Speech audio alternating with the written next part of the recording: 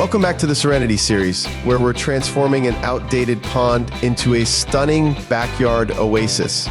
Last time we removed the old pond, leveled the ground, and laid the foundation for our new design. Now, with a blank canvas before us, it's time to start building.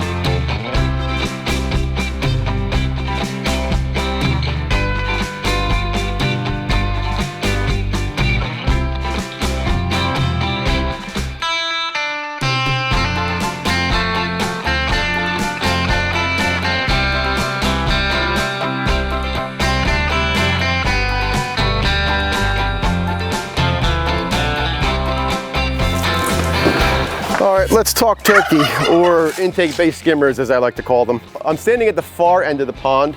This is where we want to draw all that water in that's going to be coming from our waterfall across the pond. And this is going to be our collection area. So any debris that falls in the pond should end up in this space here.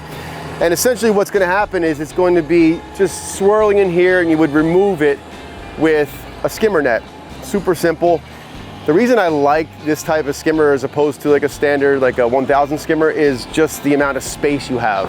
We can have bigger flow rates with the pumps. We have more surface area in the pond. It actually helps with doing a lot of pre-filtering.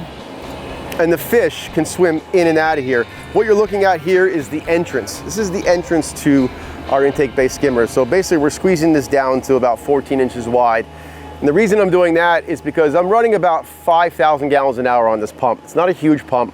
5,000 gallons sounds like a lot, but when you're talking about ponds and how much you're turning them over and what kind of waterfalls you're trying to create, it's on the lower end of pumps as far as flow rate. It's not a low-end pump.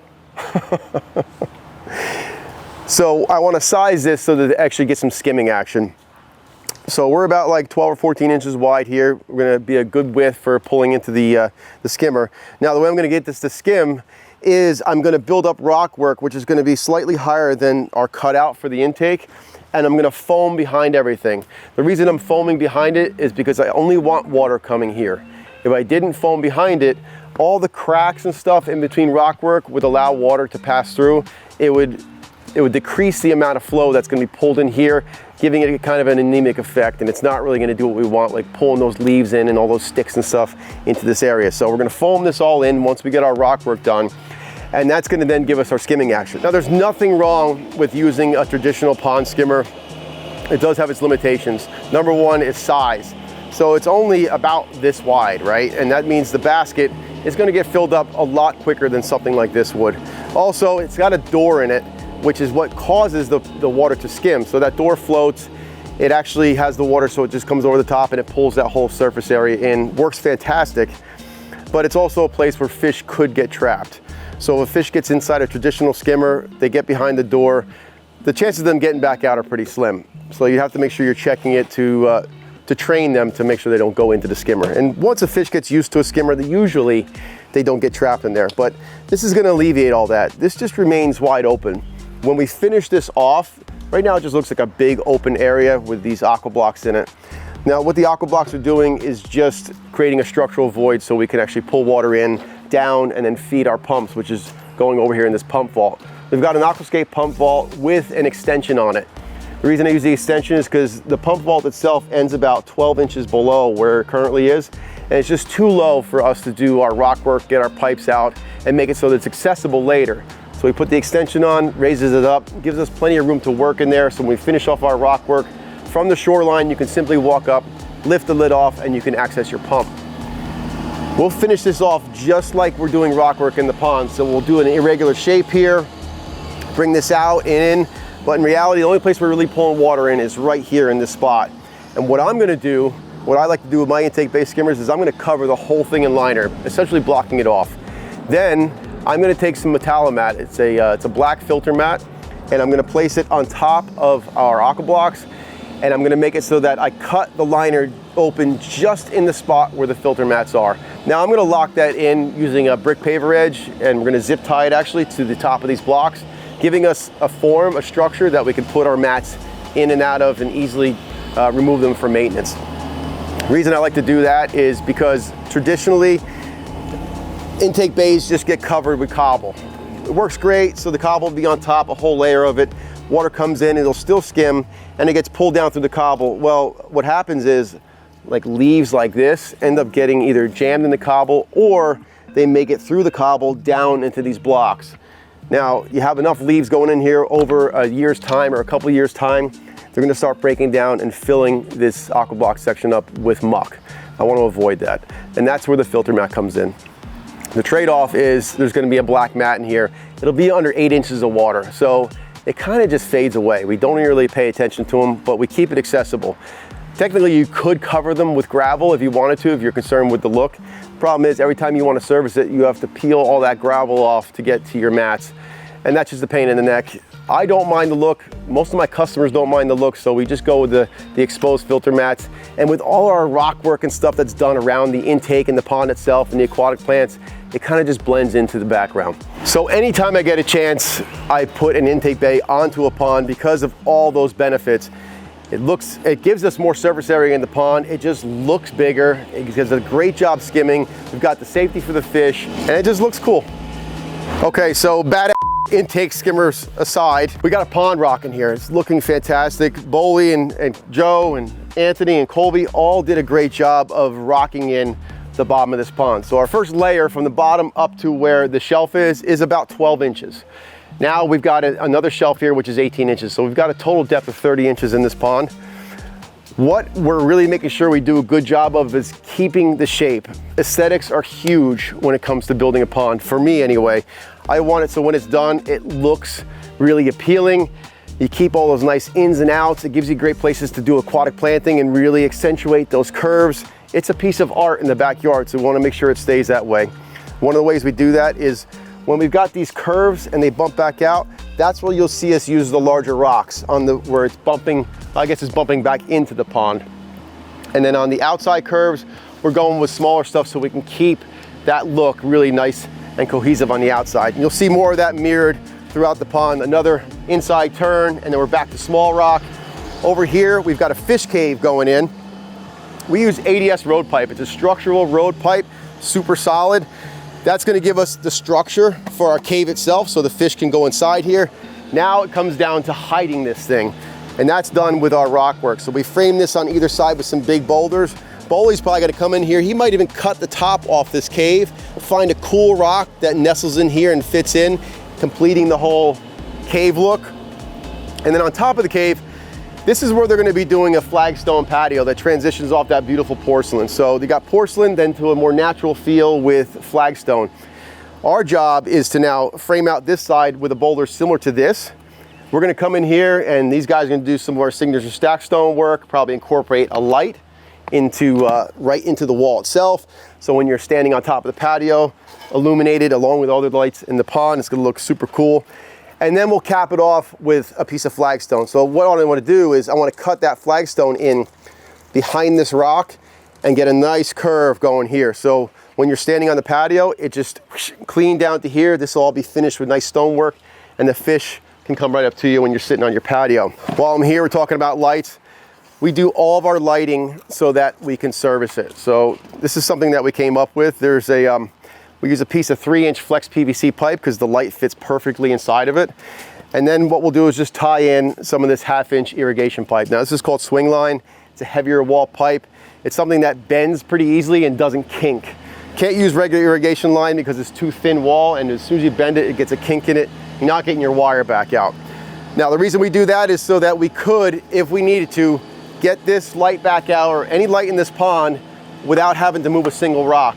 Could you imagine if you had a light inside something like this and then something happens to it, it goes bad, and then you have to remove rocks to get it back out? It's just not a good idea. So we make it so that you can get the lights back out, and it's just more of a professional installation. Now all those light cords with those conduits, they'll go to centralized locations with irrigation boxes. That's where we'll do our connections, and then we'll map it out when we're done with the job so we know where those boxes are, which lights go to there. So if there's any kind of service issue with a fixture, we know where to go to address it.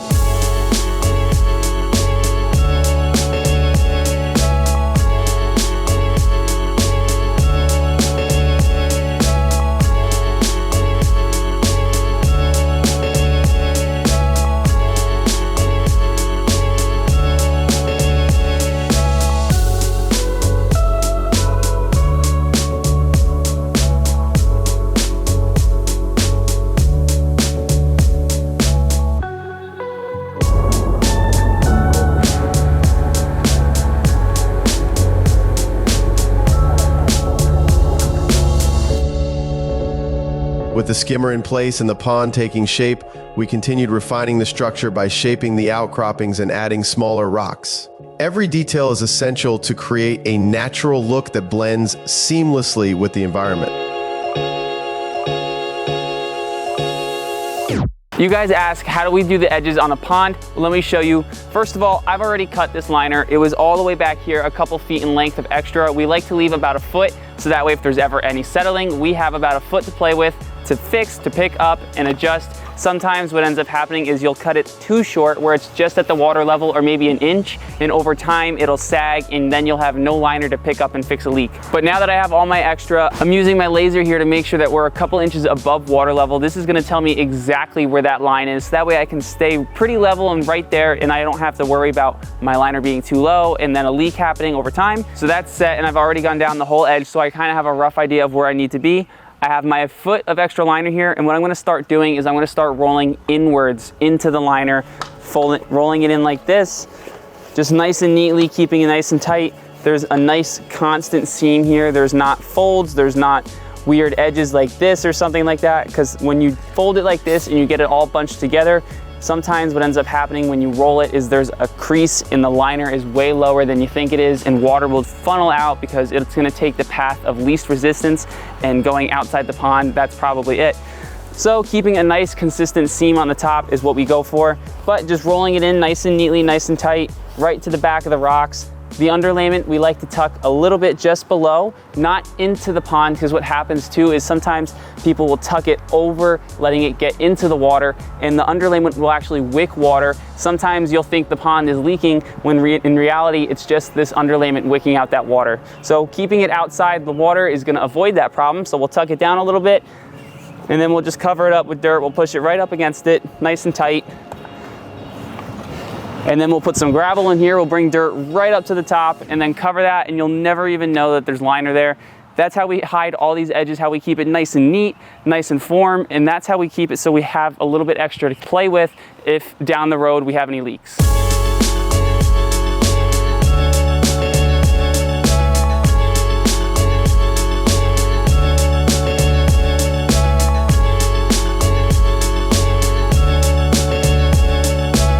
With the edges trimmed and gravel laid, we moved on to the finishing details.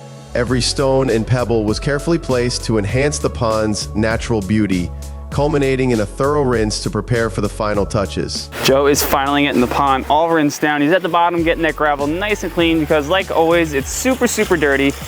But he's doing a nice job rinsing all that stuff out to our pump. We're getting rid of all that dirty water, trying to get as much of that dirt out of there so that way when we do actually fill this up, it fills up as clear as possible. But you can see we got all these edges done, at least as much as we could have, up to about this big rock all the way over here, and then to this guy where Bully's standing just in front of.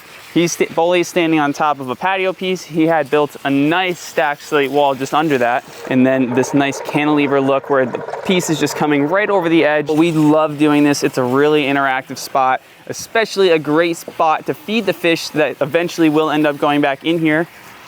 In our holding tank, there's a handful of koi and goldfish. Those guys are all excited to go back to a brand new home. It's almost there, we're getting there. The pond will be finished today before we leave. Over here, this section we're leaving incomplete, at least until next week when Pops comes back, because that's where we're gonna be starting our waterfall. So we wanna leave this section nice and open so we don't really catty corner ourselves into a hard spot. That way we have enough creative freedom and Dad can come in and kind of get his idea. That way we don't have to end up taking rocks back out. Otherwise, the pond is all finished up. These beaching areas are so cool. Great spots to load up with plants. Tons of plant pockets all around in these gravel spots. Super cool spots to put some plants and really hide them in. We have our airline down there as well. We have a koi or two going in here. We're gonna bring that with us on Monday. So Monday, we're gonna have a lot of stuff going on here. We're gonna be getting our waterfall going, our wetland going as well, maybe even finish all that. Finish up our intake. We're gonna be putting some Metallimats over here to make the maintenance a little bit easier and really help keep this thing super clean, super filtered. And we also have all of our lights in here. We have all of our irrigation boxes all laid out and everything's running to them. So lots of progress was made today. Monday we'll be coming back and finishing that wetland, but we'll see you then.